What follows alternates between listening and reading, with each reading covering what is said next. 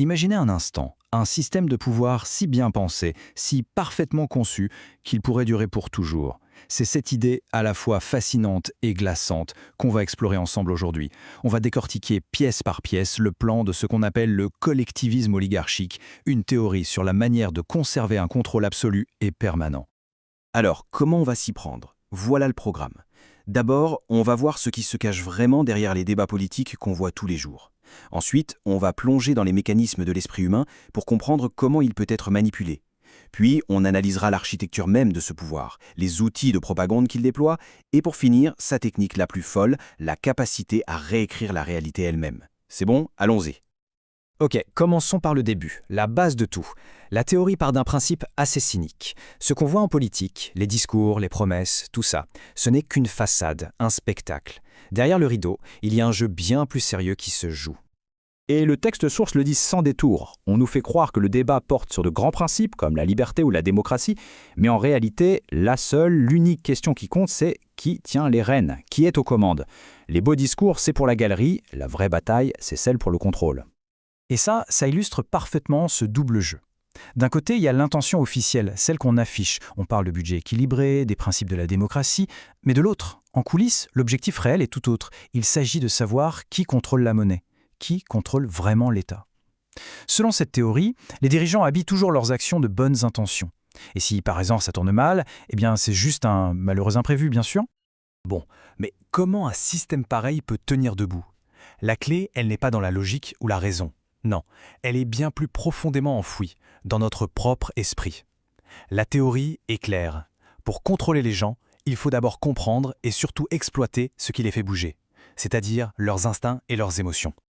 Le premier outil pour ça, ce n'est pas un argumentaire bien ficelé. C'est ce que la théorie appelle un mythe. Attention, un mythe, ici, c'est pas juste une vieille légende. C'est une idée, une histoire si puissante qu'elle pousse un groupe à agir. Pensez à une grande cause, à une révolution. L'intérêt, c'est que ça ne peut pas être démonté par des faits, parce que ça ne parle pas à la tête, ça parle aux tripes, ça résonne avec ce que les gens croient déjà. Et qu'est-ce qui fait que ces mythes fonctionnent si bien? Ce sont ce que la théorie nomme les résidus. Il faut s'imaginer ça comme des restes de nos instincts les plus primitifs. Vous savez, le besoin d'appartenir à un clan, la loyauté envers un chef, la peur de l'inconnu. Ce sont ces pulsions complètement irrationnelles qui sont les vrais moteurs de nos actions, bien plus que n'importe quel raisonnement logique. Alors, si on agit par pur instinct, comment est-ce qu'on se justifie à nous-mêmes et aux autres? C'est là qu'arrivent les dérivations.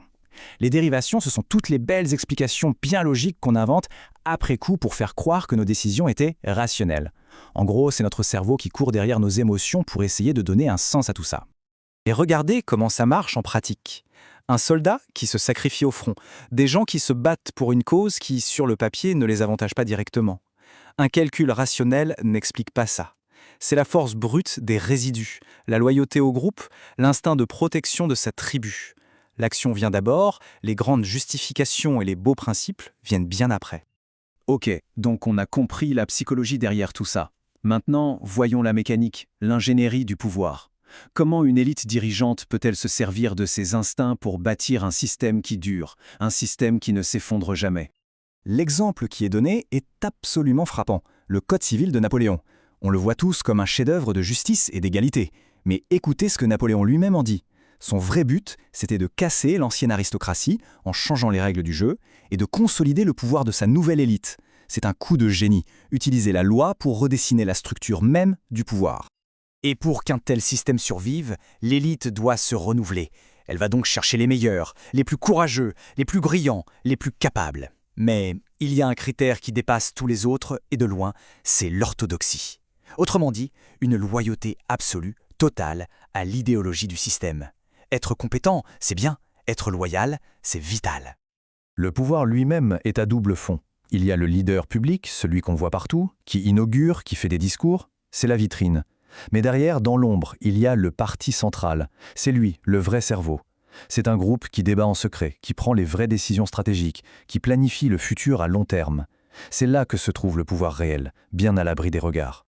Bon, la structure est en place, le moteur psychologique est bien compris, il est temps d'ouvrir la boîte à outils. Quels sont les instruments concrets, les armes de la propagande, pour s'assurer que tout le monde reste bien dans leur rang? Le texte cite un maître en la matière, Édouard Bernays. Et sa méthode est juste géniale. Au lieu de marteler « acheter un piano », il va créer un besoin. Il lance la mode de la salle de musique. Il utilise des artistes, des décorateurs pour que ça devienne un symbole de statut. Et très vite, tout le monde veut sa salle de musique. Et pour qu'elle soit parfaite, il manque quoi? Un piano, évidemment. La vente se fait toute seule. Le client est persuadé d'avoir eu l'idée lui-même. C'est l'art suprême de la manipulation. La théorie s'intéresse ensuite à l'évolution de ce contrôle. Au début, il fallait contrôler les livres d'histoire, les archives. Puis, on est passé à la surveillance des conversations. Mais le futur qu'elle imagine va beaucoup plus loin. Des caméras et des écrans partout, tout le temps. L'objectif final, c'est de remplacer l'histoire écrite, qui laisse des traces, par un flux continu d'images et de propagande personnalisées, sans mémoire. Un présent éternel, entièrement dicté par le pouvoir. On arrive tout en haut de la pyramide, l'étape ultime du contrôle. Une fois qu'on maîtrise la politique, la psychologie, les médias, il ne reste plus qu'une seule chose à conquérir, la réalité elle-même. Là, on ne parle plus de contrôler ce que les gens font, mais ce qu'ils sont capables de penser. Et comment on s'y prend?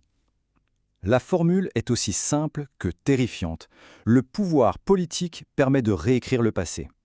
Et celui qui contrôle l'histoire, celui qui décide ce qu'on doit retenir et ce qu'on doit oublier, c'est lui qui façonne la culture, et donc l'esprit de toute une société. La clé du futur se trouve dans le contrôle du passé.